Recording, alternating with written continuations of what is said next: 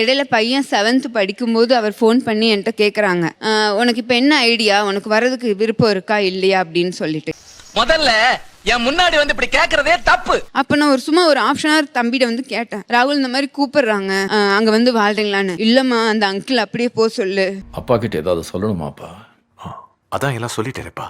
என் பையன் சொல்லிட்டான் அந்த அங்கிள் வர வேணான்னு சொல்லிடுமான்னு சொல்லிட்டுன்னு. என்ன பையன் வளர்த்து வச்சிருக்க நீ? என்ன பையன் வளர்த்து வச்சிருக்கிற? அப்பான்னு கூட சொல்லி தராம. அப்பதான் எனக்கு கோவம் வந்துச்சு. எனக்கு நிறைய வேலை இருக்குன்னு தெரிஞ்சுக்கிட்டு வலுக்கட்டாயமா உங்களுக்கு நான் அழகா வளர்த்துருக்கேன், உன்னை போட வாடன்னு அவன் பேசவே இல்லை. அந்த அங்கிளை வேண்டான்னு சொல்லுமான்னு தான் அவன் சொன்னானே தவிர மரியாதை இல்லாம அவன் பேசவே இல்லை. சான்ஸே இல்ல, வேற லெவல். நாங்க ரொம்ப அழகா பையனை வளர்த்துருக்கேன், நீங்க கவலையே படாதீங்க. ஆயுசுக்கு உங்க வீட்டு பக்கம் நாங்க வரவே மாட்டோம். மனசுலாயம் 30 நாள்ல குழந்தைய விட்டுட்டு போன அவரு குழந்தை வளர்ப்பை பத்தி பேசுதான் இருக்கிற காமெடி.